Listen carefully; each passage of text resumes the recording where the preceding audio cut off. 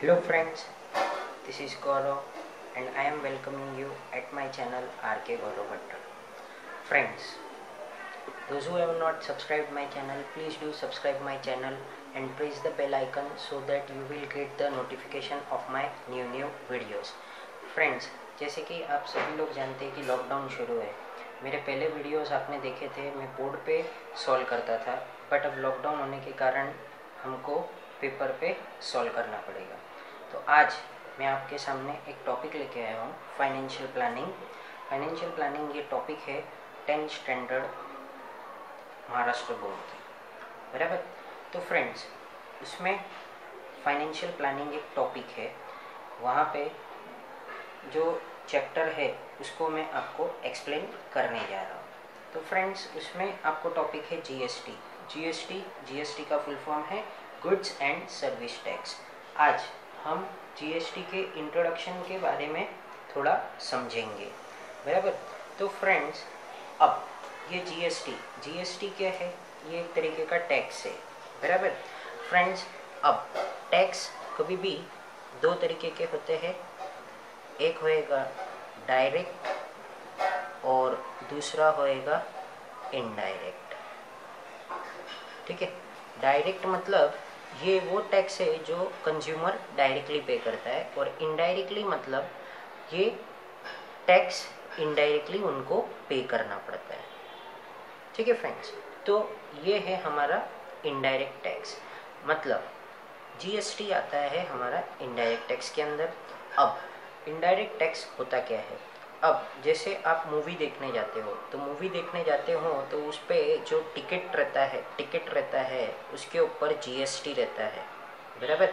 अब जहाँ पे भी आप जा रहे हो, सिनेमा हॉल में वगैरह वगैरह, तो टैक्स तो उनका है, बट पे कौन कर रहा है? आप कर रहे हो। तो इसका मतलब अब समझा कि ये क्या है? इनडायरेक्ट टैक्स है। सो फ्रेंड्स, अब ये जीएसटी से पहले हमारे देश में कौन से टैक्स होते थे फ्रेंड्स? तो जैसे वैट हो गया, कस्टम ड्यूटी हो गया,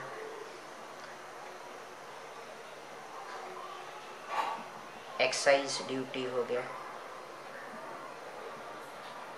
ठीक है, तो अलग अलग तरीके के और भी टैक्स थे, और सर्विस टैक्स था।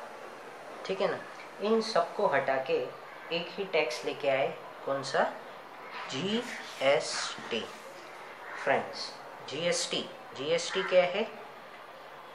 Is one nation one tax one market. ठीक है फ्रेंड्स, तो ये जीएसटी क्या है? One nation one tax one market. अब ये कब से इफेक्ट हुआ है? जीएसटी कब से लागू हुआ है हमारे देश में? GST effects from 1st July 2017। Friends, अब हम लोग जानेंगे इसमें आगे और क्या क्या है। तो जीएसटी होता है 2 टाइप्स का, जैसे सीजीएसटी और SGST.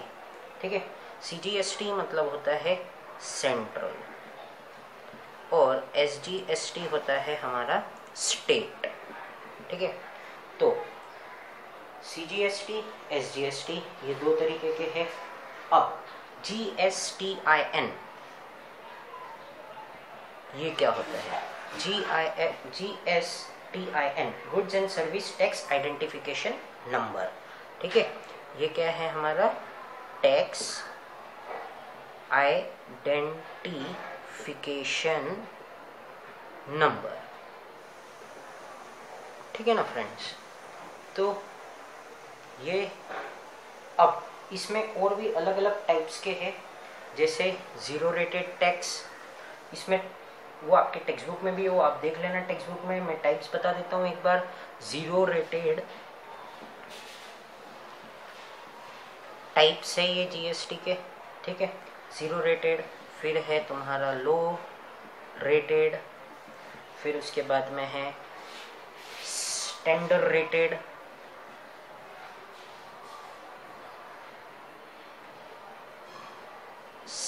Slab 1, slab 2 and slab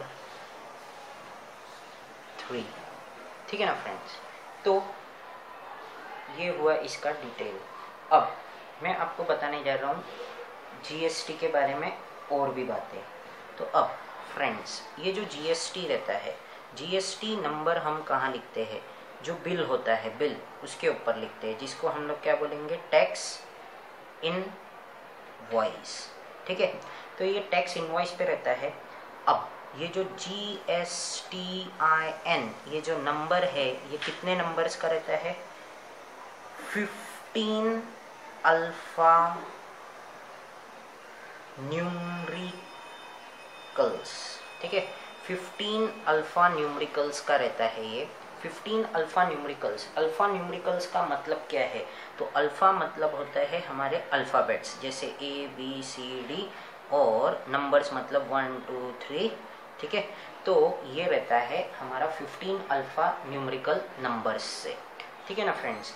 तो अब जैसे एक एग्जांपल लेता हूँ मैं। एग्जांपल, ये एक नंबर है 27 ABCDE 1 2 3 4 H1